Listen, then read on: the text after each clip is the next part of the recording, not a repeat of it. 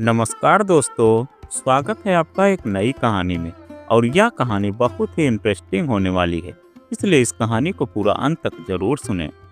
बात करते हुए पिताजी की रूधी आवाज अब थरथराने लगी थी। समधी जी, बेटी से माँ बाप यह तो जरूर पूछ लेते हैं कि सास ससुर का व्यवहार कैसा है, लेकिन कभी ऐसा क्यों नहीं पूछते कि तुम्हारा व्यवहार उनके प्रति कैसा है। समधियों के दिलो दिमाग में सैकड़ों घंटे बजने लगे। वे तो उल्टे खुशी होते थे कि उनकी बेटी को कोई झंझट नहीं है, स्वतंत्र है अपनी गृहस्थी में। लेकिन यदि उनकी बहू भी इसी तरह स्वतंत्र रहना चाहे तब कुछ भी समझ में नहीं आ रहा है। सुधीर बौखलाया। सगी माँ का देहांत हुआ और बेटे को ही खबर नहीं। पूरा हफ्ता बीत गया। तुमने जगतपुर फोन लगाया? दिलीप का चेहरा स्याह हो गया। सकपका कर उसने नजरें झुका ली। धर्मेंद्र जी अब उसे हौरत से घूर रहे थे। तो तुम्हें अभी तक समाचार नहीं मिला? नहीं, अजीब बात है। मन ही मन बुदबुदा कर उन्होंने एक ऑटो रिक्शा रोक। अब उसमें अपना सामान रखा। खैर अभी तो मैं चलता हूँ, मेरी ट्रेन का समय हो रहा है। 20 तारीख को वहीं मिलूंगा। धीरज रखना। और उसकी पीठ थपथपाई और रवाना हो गए। दिलीप कुछ क्षण उत बना खड़ा रहा और उससे अभी भी विश्वास नहीं हो रहा था। पीछे एक कार ने हॉर्न दिया। विचारों के भंवर से बाहर निकलकर दिलीप ने स्कूटर स्टार्ट किया और उदास मन से घर की तरफ मुड़ गया। अचानक आया देखकर हेमा घबरा उठी। पानी का गिलास थामकर चिंतित स्वर में पूछने लगी, तबीयत तो ठीक है ना? हाँ। फिर दफ्तर से इतनी जल्दी कैसे लौट आए? दिलीप का गला सूख गया। माँ नहीं रही। ओह, कब, कैसे? 1 हफ्ते हो गए। क्या? वह लगभग चीख पड़ी। इतने दिन हो गए और हमें खबर तक नहीं की। किसने कहा आपसे? धर्मेंद्र जी ने। यहाँ किसी काम से आए थे, अचानक बाजार में मिल गए। मगर? हेमा हचकचाई। अजीब बात है, आपकी माँ और आपको ही खबर नहीं। बड़े भैया का भी फोन नहीं आया। क्या उन्हें भी खबर नहीं मिली होगी? लगता तो यही है। भारी मन से फोन उठाकर उसने सुधीर भैया को फोन लगाया। खबर सुनकर सुधीर को भी बेहद आश्चर्य हुआ। कमाल है, इस बात की सूचना क्यों नहीं दी गई हमें? आजकल तो गांव-गांव में फोन करने की सुविधा उपलब्ध है। कहीं धर्मेंद्र जी तो गलत समाचार तो नहीं मिला? नहीं भैया, छोटी बुआ जी ने स्वयं उनको फोन किया था। धर्मेंद्र जी के बेटे की शादी 10 दिनों पूर्व हुई थी, इसलिए दाह संस्कार व उठावने में वे नहीं जा पाए। कह रहे थे अब 11वें पर जाएंगे। कुछ भी समझ में नहीं आ रहा। सुधीर बौखलाया। सगी माँ का देहांत हुआ और बेटे को ही खबर नहीं। पूरा हफ्ता बीत गया। जगतपुर फोन लगाया। किसको लगाता? वहाँ किसी का नंबर भी तो मालूम नहीं था। आपको मालूम है? फिर इस खबर की पुष्टि कैसे करें? दीदी को फोन लगाकर पूछें? हंसेंगे नहीं वो लोग हम पर। ऐसा करते हैं, कुछ सोचकर सुधीर ने उसे फोन करने को कहा।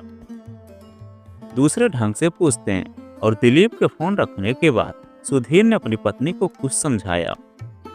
फिर वर्षा ने सुधीर की बहन रिंकी को फोन लगाया और उधर से फोन उठाने पर वर्षा ने पूछा, हेलो, मैं उसकी सहेली रीता यहाँ आई थी, सोचा मिल लूं।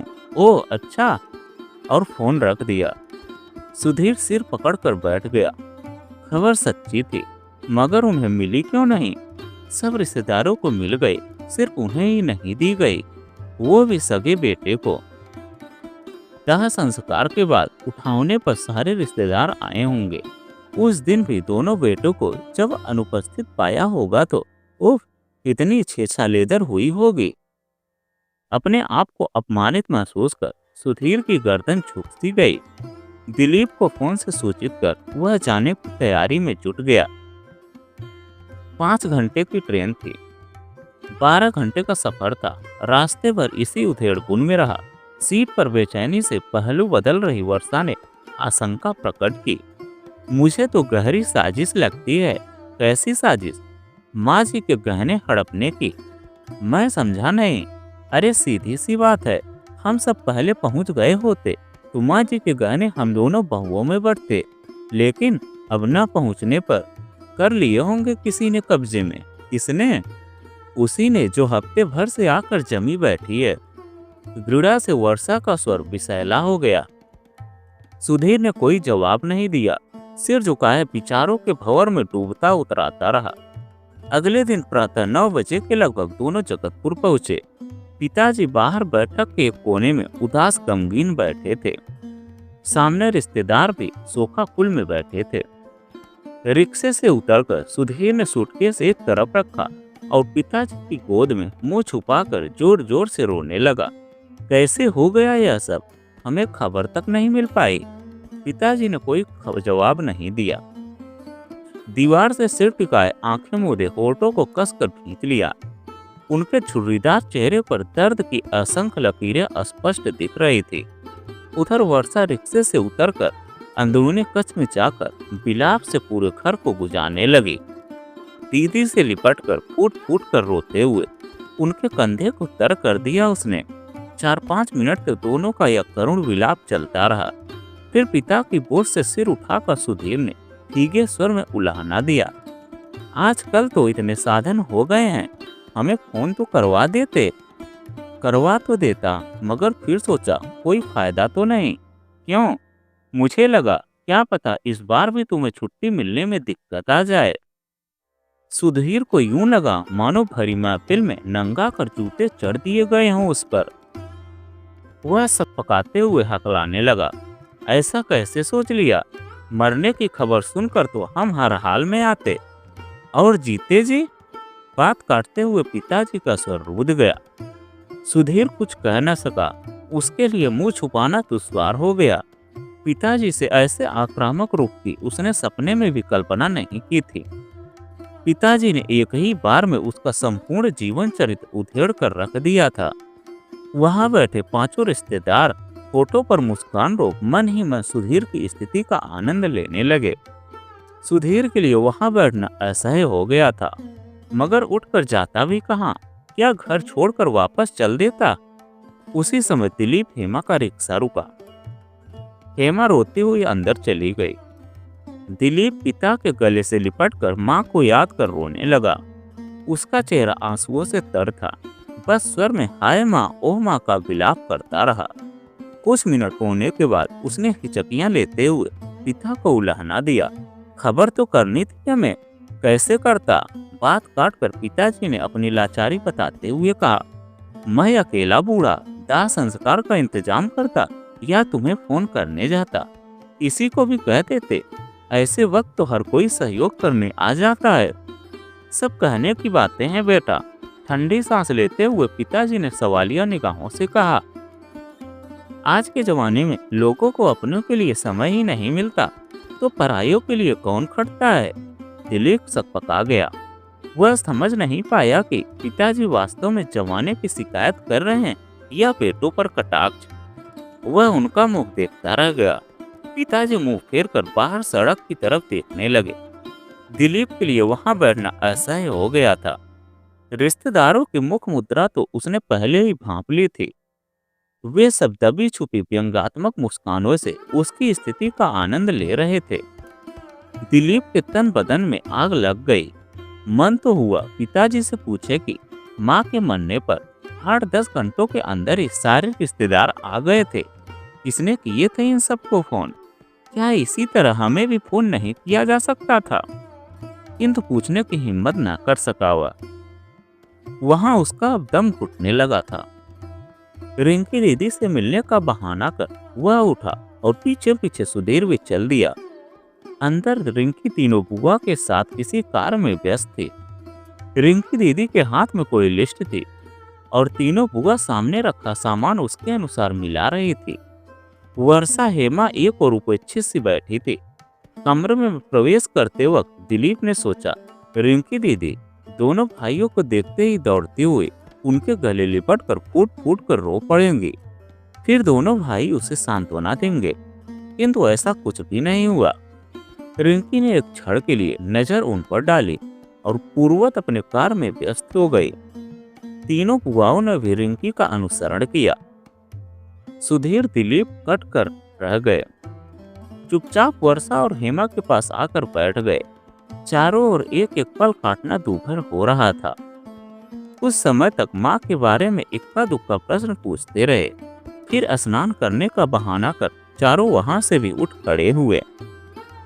उनके जाने के बाद एक लंबी सांस लेकर रिंकी ने लिस्ट नीचे रख दी। उसका मन माँ की याद में पूरी तरह तड़प रहा था। जिस रात माँ शांत हुए उससे एक दिन पूर्व ही रिंकी व छोटी बुआ वहां पहुंची थी। रात 1:30 बजे के लगभग माँ को घबराहट होने लगी। पिताजी डॉक्टर को बुलाने जाने लगे तो माँ ने कसकर हाथ पकड़कर रोक लिया। पिताजी ने हाथ छुड़ाकर जाना चाहा लेकिन माँ ने पुनः रोक लिया। वह अस्फुट टूटे स्वरों में कुछ बड़बड़ा रही थी। संभवतः उन्हें आभास हो गया था कि बिछड़ने का समय आ गया है। वह नहीं चाहती थी कि अंत समय में जब प्राण निकले तो पति भी सामने न रहे।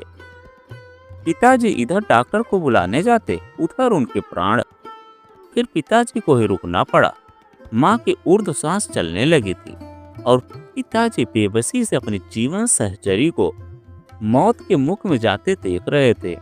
भरा पूरा परिवार है, 2-2 कमाऊ बेटे बहू हैं, पोते पोतियां हैं, मगर साथ रहने वाला कोई नहीं।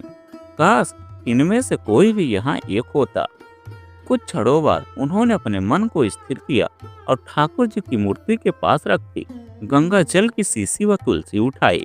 फिर तुलसी के पत्ते माँ के मुख में रखकर चम्मच से गंगा जल पिलाने लगे।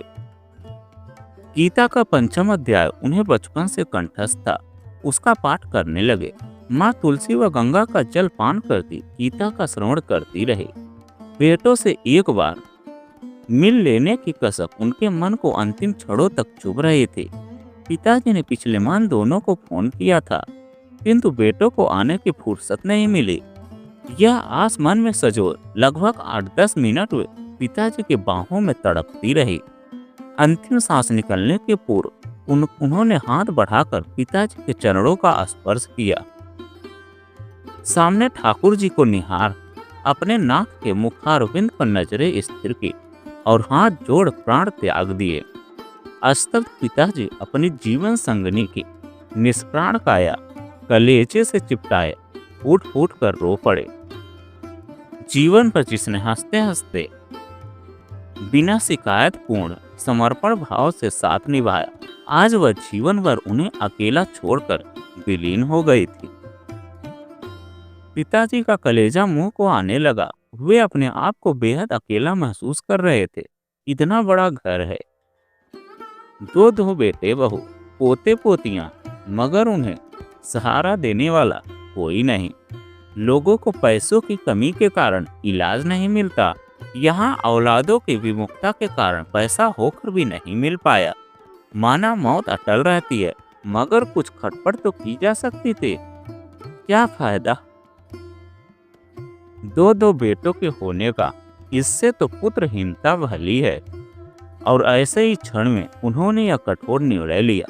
आंसू पोंछकर माँ की निष्प्राण काया पर चादर ओढ़ा, गमले से 2 फूल तोड़कर उन पर चढ़ाए और दरवाजा खोल घर के बाहर आए।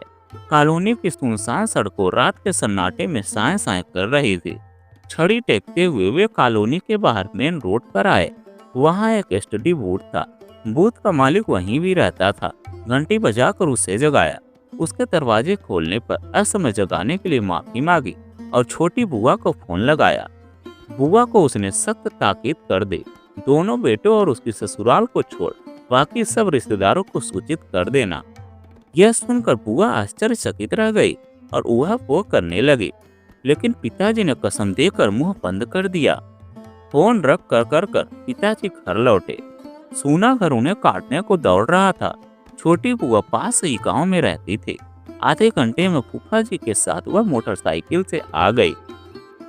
आते ही पिताजी के गले लगकर फूट फूट कर रो पड़ी। पिताजी के मन की पीड़ा रोके नहीं रुक रही थी। वे भी बच्चों के समान बिलखने लगे। छुटकी एकदम अकेला रह गया हूँ मैं। बुआ और फूफा जी उन्हें बाहों में लेकर ढांढस बधाते रहे। 2 घंटे बाद रिंकी अपने पति व बच्चों के संग आ गई। थोड़ी ही देर बाद बड़ी मझली बुआ भी फूफा जी व बच्चों के संग आ गई। घर में कोहराम मच गया था। पिताजी को धीरज बधाते हुए सबने समझाना चाहा, अच्छा लगेगा, दो दो बेटों के रहते कोई अन्य पिता को अग्नि दे। पिताजी की रुधी आवाज अब थरथराने लगी थी।